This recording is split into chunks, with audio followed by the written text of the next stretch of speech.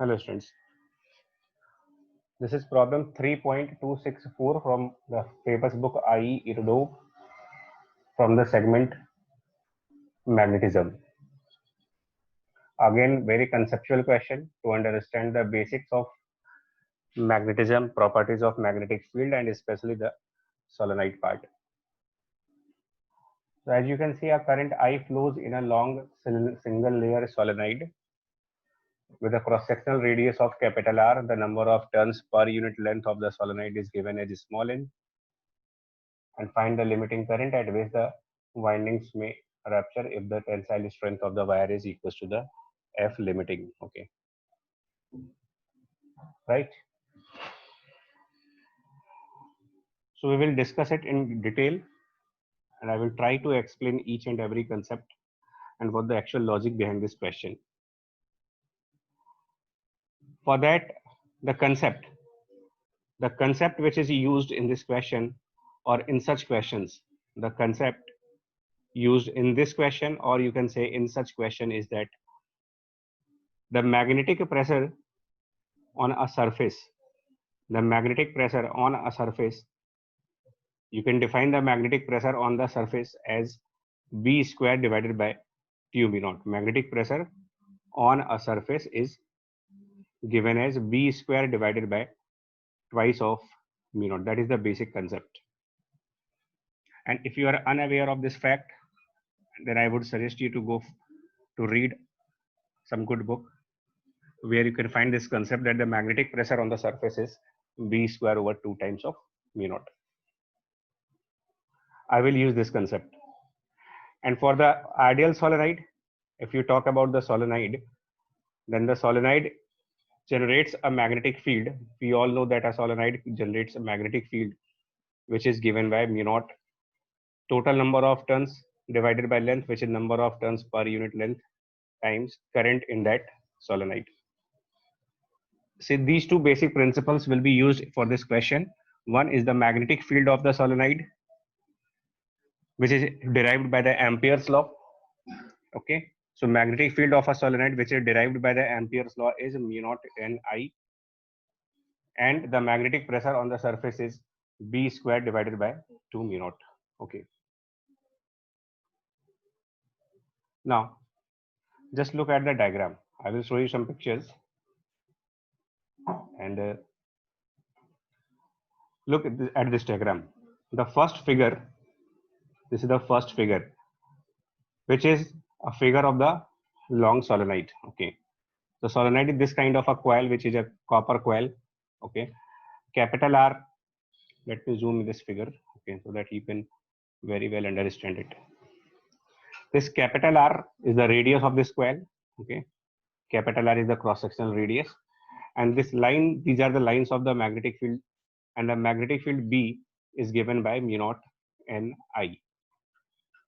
And this magnetic field is present inside the solenoid. Okay, this magnetic field is inside the solenoid, whereas outside the solenoid, if we talk about the ideal solenoid, then outside the solenoid magnetic field is almost zero. There is no magnetic field outside a long solenoid, and this magnetic field B is only present inside the solenoid, which is given by mu naught Ni. Now, look at the second figure now. This is a very tightly packed solenoid. You can see that there is no gap between the two consecutive turns. Okay, and I have numbered it, number 1, 2, 3, and then 4 and 5 and so on, and total n turns. We have total n turns. I have assumed that width of one turn, you can see that this width of one turn is B. Again, the width of another turn is B. Again, the width of another turn is B. And if I have total capital N turns, then I'm sure I can write B into capital N as the total length L of the solenoid. Okay, so I can write it total length of the solenoid. Okay, if capital L is the total length of this solenoid, then B into N can be written as capital L. And so therefore N by L, which is the number of turn per unit length and denoted by small n, number of turn per unit length denoted by small n, will be 1 over B. Okay. Now the second point. Now the second point. Look at this patch. I consider a patch. Okay. I will consider a small patch on one circular turn. I will consider one small patch on one circular turn. Okay. Look at this diagram. Okay. I will further extend it for you. Okay. Now you can clearly see what is happening. So now I have this small patch. Okay. I have a patch on a coil, and this width of turn, the width of this patch is B, and you can imagine that this small patch taken on one turn. This is one turn on a solenoid. So this small patch, which is considered over one circular turn, will have some arc length, and I consider that this is arc which will subtend angle at the center of this circular turn, geometrical center of this circular turn. I consider that this arc subtends 2 theta angle at its geometrical center. And since each turn is of a radius r, this radius is r, the radius of this turn is r. So one small segment of this turn with subtend angle twice of d theta, 2 d theta at its center, will have length of arc given by 2r d theta. And this b multiplied by 2r d theta will be defined as area of this patch present over one circular turn. And inside the coil, inside this solenoid, there is a magnetic field. Inside this coil, there is magnetic field.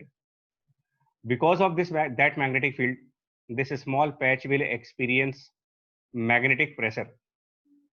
This small patch will experience a magnetic pressure given by B square over 2 mu naught. And therefore, the coils will try to expand outward.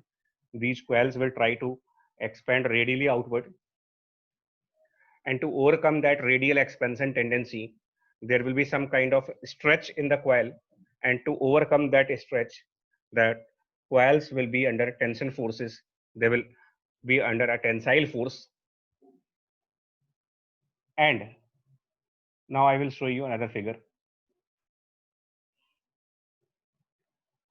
Here is the magnified view of the same patch. Now the same patch has been magnified. I'm showing the magnified view of the same patch. Okay.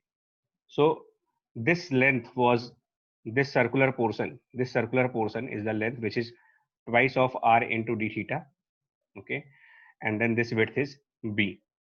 So there is a force by the magnetic pressure which is outside, and that force is pressure is b square by 2 mu naught, and the area of this circular patch, which from the previous figure can be written as 2 times of r d theta multiplied by b.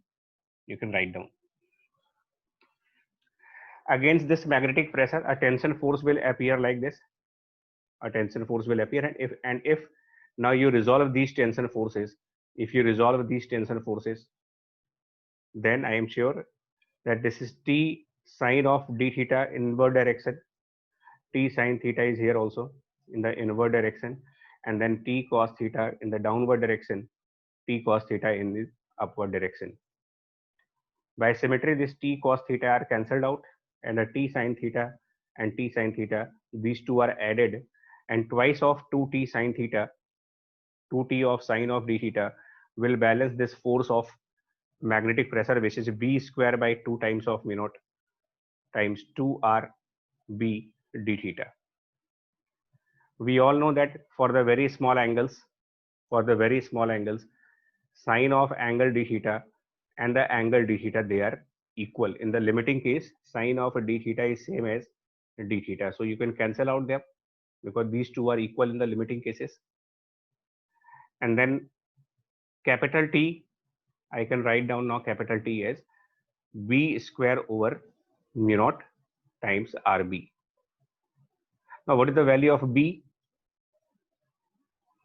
The value of B for the solenoid is mu naught Ni. Okay, that's the value of B square R. And this small b, notice, you can replace small b from here. Small b can be written as 1 over number of turns per unit length. So that small b will be replaced by 1 over number of turns per unit length. And then we have mu naught at the bottom side, right? This is the value. Okay, I think I missed one 2 here. This was 2t. So a 2 will also appear at the bottom side. 2. Okay, now I'm correct. And this T is the tensile force whose limit is given in the problem. This tensile force has a limiting value after which the coil will break. And this T has a limiting value which is given as F limit. Now, just to simplify this expression, and you are done with the question. Okay. Hope the concept is clear to you now. And as usual, if you find a difficulty, if you find any kind of difficulty in understanding this problem, just drop a message to me. Okay, take care, stay at home, bye bye.